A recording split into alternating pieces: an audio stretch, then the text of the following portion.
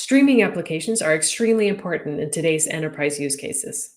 Apache Kafka represents the industry standard event processing platform that makes them possible. In the next talk, our dynamic duo of Rob and Enrico returns to demonstrate how to quickly set up a minimal, lightweight, yet fully functional multi-node Kafka deployment in your CI. Let's jump in. Enrico and Rob, the floor is yours. Welcome to this talk. Yeah, so I wanted to talk a bit about the need first. So, why would you want this? So there's quite a few solutions out there for running a Kafka broker in a CI, but most of them, or if not all of them, support running literally a Kafka broker, so one single broker, not a cluster. And that can be quite limiting. So there are some scenarios you might want to test in your CI, for example, under-replicated topics, over-replicated topics, perhaps failure scenario that you wouldn't be able to test with just a single node, or would have difficulty testing with just a single node. So there is quite some benefit to having the ability to run a multi-node cluster, Kafka cluster, in a CI system. Of course, it doesn't just stop at a CI. It's kind of useful to be able to run a Kafka cluster on a laptop, for example, whilst you're developing. So that's kind of what we're going to discuss today, and that's what you're going to see. So slide, please. Yeah, so as Rob said, basically we developed a GitHub action that you can integrate in your workflow to deploy in a production-ready Kafka cluster. So in order to show how this works, we're going to use a simple test app, which can just do the most basic things that you might want to do with a Kafka cluster, which is basically creating a topic, producing some messages into this topic, consuming the messages, and then also storing these messages into a backend such that you can generate some report on top of them. There is this simple program that you can also download from this GitHub repository. So just to show you how this simple app works, it's actually very easy. You can just install it using pip install. That's basically a Python project. So you can just do pip install. And at that point, once that you have done the pip install, the Kafka app will be available. So it's a CLI tool. You see that you can use help to see what you can, the functionalities that you can use. There is also auto-completion already embedded, actually. So let's see, create topic. So for when we create topic, we have to, whenever we connect to Kafka, we have to provide username, password, and of course the Bootstrap server. So we have a bunch of environmental variables. For this, we have already locally a Kafka cluster deployed. So we can just set this environment such that we can just provide all this information using the different arguments. So we're going now to create a topic called test that we are going to use later. As you can see, now we have actually created the topic. You can also play a little bit with the replication factor. So for instance, in this case, we have three servers, three brokers. If we were to actually put replication factor 5, at this point, we cannot really create any topic. And the client application actually errors out rightfully because we don't have as many brokers as we have required. And we are going to also test this unhappy path. So we can also produce messages with the producer functionality of the Kafka test app. As you can see, we are just producing 10 messages into the topic test.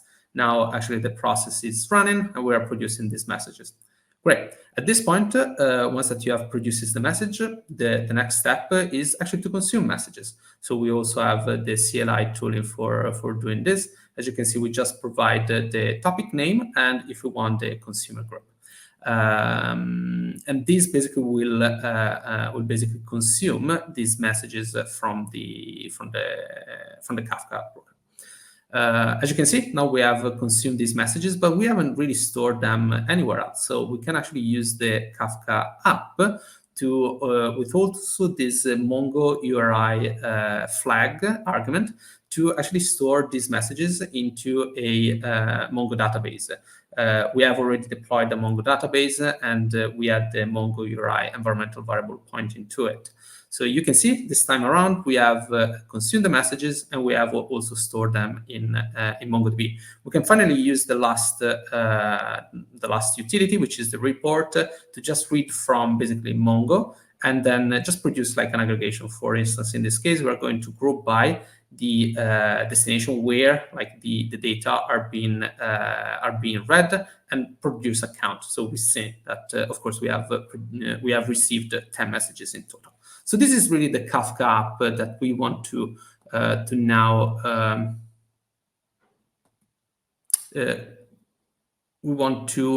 actually test. In order actually to deploy a Kafka cluster, it's extremely easy in your CI. So you can just plug these 3 lines of code, and this will basically create a Kafka deployment, a Zookeeper deployment, alongside a couple of things, a couple of tools that, as you will see, we are required for this action, and we are just going to discuss them in a short while.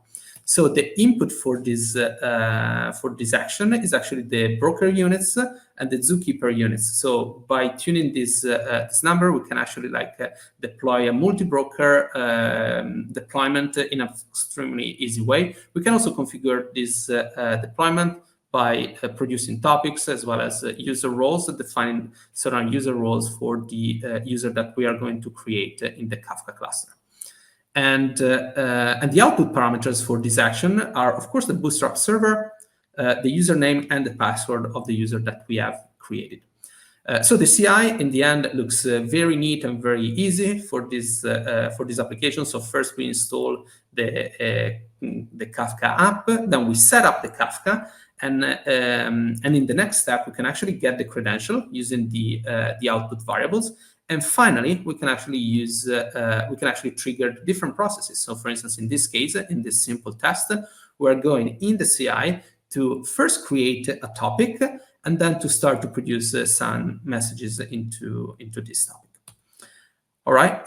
So the nice thing about GitHub Actions is that you can also parameterize your actions. So we can actually see also like a couple of use cases. So we have our workflow here. So you see that we can actually have the inputs that they are, for instance, in this case, the number of brokers, brokers for Kafka, as well as the replication factor. So we can just trigger the workflow with one broker and one replication factor. And of course, this is an action that should go through just fine. However, like as I said before, if we were to, for instance, put the replication factor to 3, at this point, the workflow, the test should in fact fail. And that's exactly what then happens, as you can see in the next video. Just one second.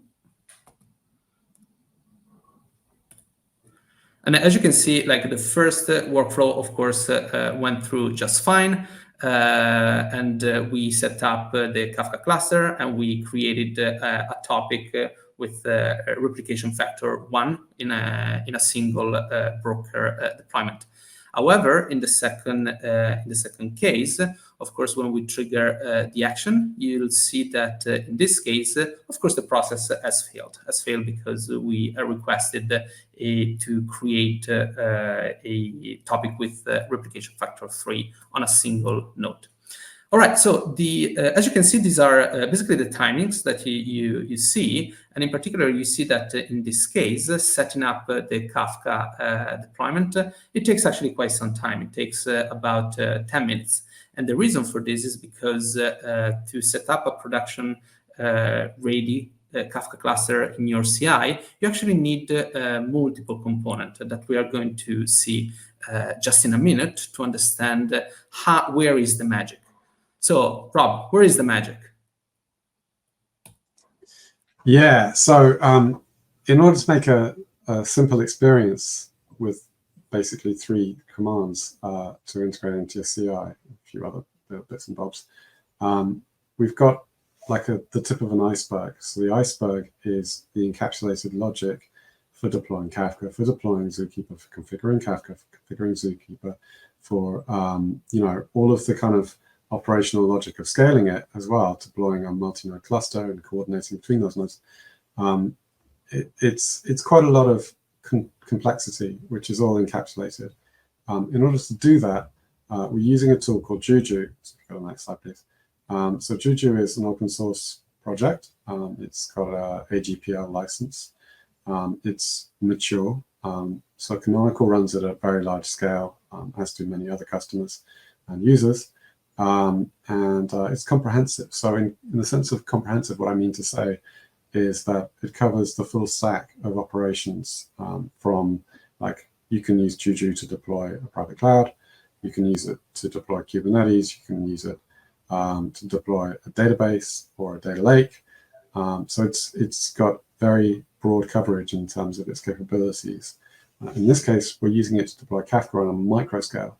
So rather than running at massive scale, it can also be used at small scale, and in this case, micro scale in a CI. So yeah, that's what we're using here.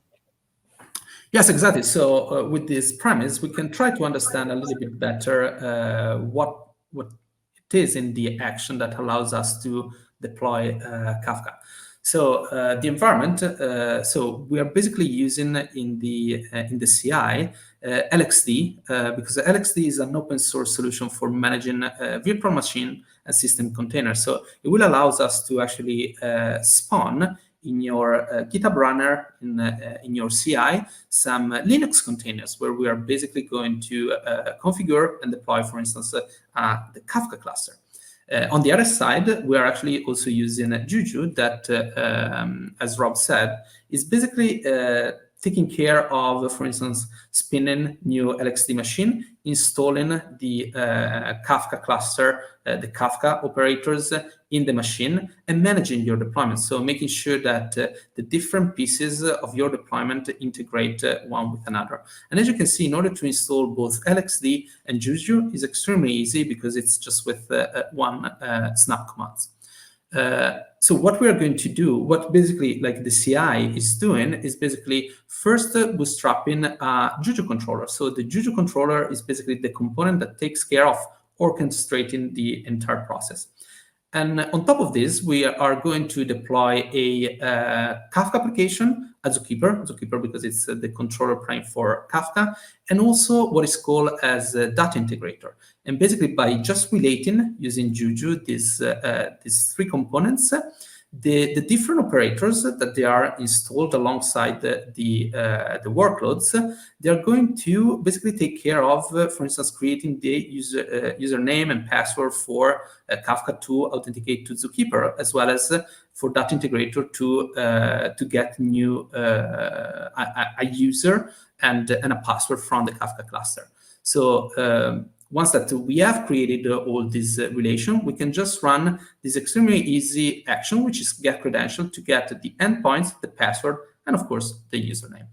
So let's see how what would happen actually like in your CI. So first of all, we bootstrap the controller, and as you can see now, basically Juju is taking care of spinning a new LXD container where the controller is going to be installed. And indeed, if you try to inspect what are the Linux containers available, now you see that you have a Linux controller which is basically running a Linux container which is basically running your controller.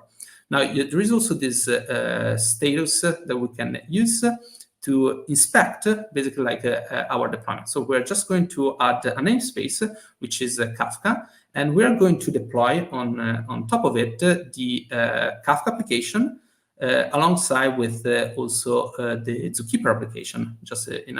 So also in this case, what is happening under the hood, we're actually spinning some new LXD containers with Kafka and with Zookeeper.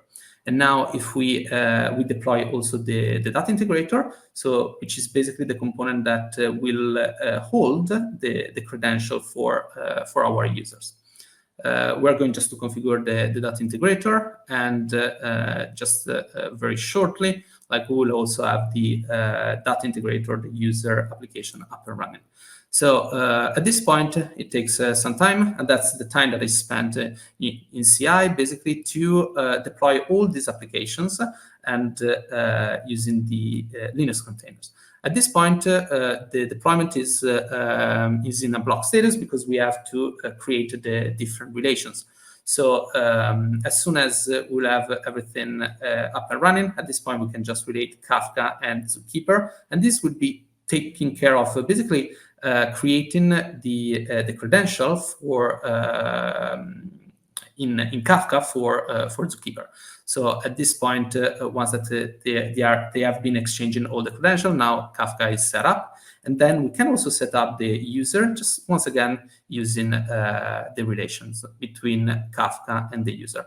And at this point, we are all set, and we can just actually use the action to retrieve the credential, as I showed you before. So we can just do user, we can just run this action, and as part of the, and you'll see that as part of the output, we get the endpoints, the password, and the username. All right, so that's exactly what is going to happen in your CI. That's exactly how the what is happening under the hood. So in the action, if you see, if you have a look at the GitHub repository, you'll see that we are setting up the environment using, yet again, another action, which is going to install LXD and Juju. And then we're going to deploy exactly the same application that we have just done, but using a bundle. So basically a YAML, which includes all the information, the relevant information about the Kafka application, the Zookeeper application, as well as the user application and the relation between them. At that point, we can just deploy the bundle, and we can just wait for the deployment to go into an active idle state. And once that's it, we can just fetch the information from the using the action and outputting those in GitHub outputs. But the amazing thing about now having like a Juju supported deployment is that we can actually also manage the deployment. So the amazing thing now is the fact that if we can also create some more complex tests, where as part of the test, we also scale out our Kafka cluster. So in this case, with just one command, Juju add unit Kafka minus N2, we can just scale our Kafka cluster to 3 units. So we add 1 unit to 3 units. And of course, once that we do this, we also need to wait for the new units to be deployed and to be configured appropriately. It's quite interesting also that we can do these things, not just using bash commands, but we can also use Python native commands. And I'm going to show you how one can do this using this Juju library. So Juju library is basically like a Python library that allows you to interact with Juju from Python. So we can just install this library. And just for the sake of the demo, we are also going to install the interactive Python shell. And at this point, you see that we already have a Juju deployment done. We can just import this class, instantiate the model class, and then connect. And at that point, at this point, we actually have a connection to our model. You can see that we can retrieve the application. For instance, we can actually fetch the Kafka application, and with an attribute of this class, we can also get access to the relation of that application. So we can actually also add units directly using Python. So for instance, in this case, we just use Kafka add unit, and as you can see, as soon as we trigger this command, we actually then start a new units of Kafka, which are now, if you wait a few minutes, they are configured. And of course, you can also run the actions as we did before with bash commands. We can also do it in Python. So we just need to retrieve actually the unit where against which we want to run the action.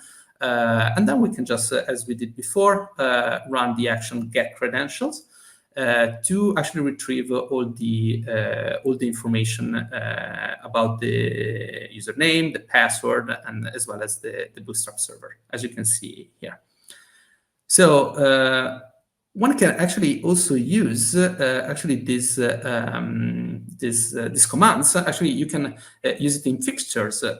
Fixtures are actually like a feature of PyTest that allows you to actually instantiate some variables as part of setting up your test processes. So we can actually, for instance, have a fixture that retrieves the model, as well as we can also have a fixture for the Kafka credentials. So at this point, once that you have defined these fixtures, actually creating a test with your Kafka application is extremely easy at this point, because you can just define the test that depends on the Kafka credentials, and then you can focus on the test only at the business part. So for instance, in this case, we are going to test that we can indeed create a topic in Kafka using the client application, but we can also actually test the ANETP path. So when we try actually to create a Kafka topic with replication factor 3, and in this case we actually assume that we only have one Kafka with a single server, then we can also check that indeed this process fails. We can, as much as we did also before, we can also add units as part of the test. So for instance, in this case, imagine that we only add a Kafka cluster with one unit. We can then add unit as part of the test. Of course, wait for the units to be active, and then we can again test the creation of a topic with replication factor 3 and make sure that indeed this works fine. All right. So now you've seen that as part of the action, we can actually also manage the deployment and also integrate this with Python. The other thing I wanted to show you is also how you can also increase the functionalities of your GitHub action. And for instance, you can actually enable security. So you can actually create very easily like a deployment which has encryption embedded on it. And also for doing this, we're going once again to leverage on Juju abstraction, on charms and Juju abstractions. Because in order to basically deploy a Kafka cluster which has encryption enabled is actually extremely easy. We just need to deploy yet another application which is called self-signed certificates, because this is encryption in this case is going to rely on self-signed certificate, and we just need to actually relate the self-signed certificate to both Kafka and Zookeeper in order to actually deploy a fully encrypted cluster both on the Kafka endpoint and also on the Zookeeper endpoint. So doing this within the action is actually extremely easy, because we can just replace the bundle that, or we can actually add to the bundle that we had before this new application, which we call TLS, as well as also the relations. And this will actually allow us to indeed deploy a secure Kafka cluster with security enabled. Another thing that we can also do is also to change the platform, actually. So I've showed you like how you can deploy your Kafka cluster on top of LXD. But what if you want to deploy your Kafka on a Kubernetes environment, right? Like maybe like your application is not like it's actually like a cloud native application which runs on Kubernetes. So as part of your CI, you want to actually deploy both a Kubernetes cluster as well as you want to deploy your Kafka cluster on top of this Kubernetes cluster. So also doing this is extremely easy, because the structure of the action pretty much stays the same. We only need basically to change a little bit the setup.